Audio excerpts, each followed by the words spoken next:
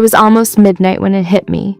Not the breakup, not the move, not the moment I packed the last box and taped it shut, or the drive where I didn't cry until I hit the highway. It was later than all of that. Days later, maybe weeks, sitting in a room that didn't smell like home yet, in a bed that still felt like someone else's, surrounded by boxes I hadn't found the energy to open. When it finally hit me, I wasn't just missing a person, I wasn't just missing a place, or a life I used to have, or a future I used to picture without thinking twice about it. I was missing myself, specifically the version of me who existed inside that old life, the one who knew her role without having to think about it, the one who had her little routines, the coffee order, the Sunday ritual, the inside jokes that only made sense in that specific world, the one who woke up in the morning and simply knew who she was, because the walls around her told her so. That version of me didn't move with me. She stayed behind, in the old apartment, in the old relationship, in the old plan that quietly stopped happening. And nobody tells you that losing her is a kind of grief, too. Nobody sends a card for that. We know how to grieve a person. We have language for that. We have casseroles and condolences and time off work and people checking in on the anniversary. But nobody brings flowers when you lose the version of yourself who used to fit somewhere. Nobody asks how you're holding up when a role you played for years quietly stops being needed. Because here's the thing, psychologists have actually studied and confirmed over and over. When a major life transition happens, a breakup, a move, the end of a career, the quiet closing of a dream you'd built your whole identity around, you don't just lose the external thing, you lose the self that was built around it. Researchers describe this as a kind of identity discontinuity, a rupture in the story you were telling about who you are. Studies on major transitions, from divorce to relocation to job loss, find the same pattern again and again. People report grief symptoms, sadness, disorientation, even a kind of homesickness. Not necessarily for the situation itself, but for who they were inside it. That's why you can feel a strange, hollow sadness even about a change you chose, even about a change that was by every measure good for you.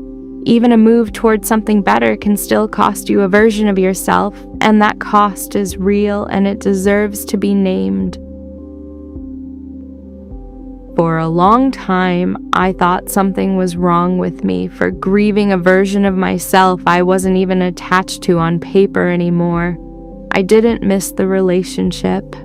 Not really, not the parts that had stopped working long before it ended. I didn't miss the old city, with its traffic and its noise and its familiar disappointments. But I missed being her, the one who laughed easily in that kitchen, who didn't second-guess herself before speaking, the one who had her mornings figured out, who moved through her days on instinct instead of effort, the one who hadn't yet learned what heartbreak, or starting over from nothing, actually costs a person. I kept waiting to feel relief, and instead I felt like I was standing at a funeral for someone nobody else could see. But slowly I started to understand. Grieving her didn't mean I wanted to go back. It didn't mean the change was wrong, or that I'd made a mistake, or that I was ungrateful for what came next. It just meant she mattered. She was real, and she carried me as far as she could, and she deserved to be let go of gently. Not erased, not judged, not rushed past like an inconvenience standing between me and my better life. Here's the part that actually changed things for me. The part I wish someone had told me on that first night in the half-unpacked room. Identity isn't a single fixed object that you either keep intact or lose forever. It's not a statue. It's more like a river. The water changes constantly, and yet it's still called by the same name. Still the same river. Still somehow still you. Developmental psychologists who study identity across the lifespan describe these transitions as a completely natural, even necessary part of growth, not a malfunction, not a sign of instability. Every time you outgrow a chapter, a relationship, a job, a city, a dream that quietly stopped fitting, you're not failing to stay yourself.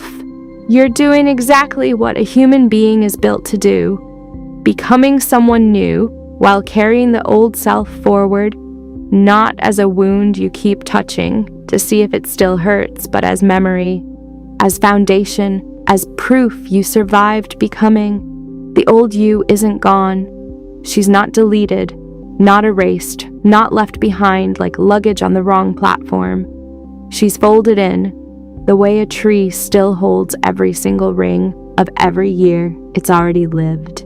Even as new bark quietly grows over the old wood, even as it reaches taller than it ever has before. You don't have to choose between honoring her and moving forward. You are always going to do both. So if you're in that strange in-between space right now, a new apartment that doesn't feel like yours yet, a new season of life you didn't fully choose, or maybe didn't fully expect, even if some part of you asked for it. Here's what I want you to know gently, the way I wish someone had told me. You are allowed to grieve who you used to be, not because she was better than who you're becoming, just because she was real, and she got you here, step by step, even through the parts she didn't understand yet. You don't have to rush the goodbye. You don't have to perform a confidence you don't feel yet for an audience that isn't even watching as closely as you think. You're allowed to sit in a half-unpacked room surrounded by boxes with no urgency to open them and just feel the strangeness of becoming someone new. That strangeness isn't a warning sign. It's just what change feels like from the inside before it's had time to settle. A read-in before we go. You do not have to bury who you were in order to become who you're becoming. She is not a mistake you're leaving behind. She's the ground you're still standing on. Even now, even here, even in this unfamiliar room. Let her rest. Let her be proud of you. From wherever she still lives inside you, let her go the way you'd let go of someone you truly loved, slowly, gently, and with thanks, not with shame for having needed her. You are not disappearing. You are never disappearing. You are arriving, quietly, imperfectly, one unfamiliar morning at a time. If tonight feels like one of those in-between nights, the box is still unopened, the new place still unfamiliar, the old version of you still lingering somewhere close by, take a breath. You're not losing yourself. You're just finally becoming her. The next one, the one who knows how to carry the past gently instead of running from it or being crushed beneath it. Give it time. Let the room slowly start to smell like home. Let the mornings slowly start to feel like yours again. You're allowed to grieve and you're allowed to arrive, both at once for as long as it takes.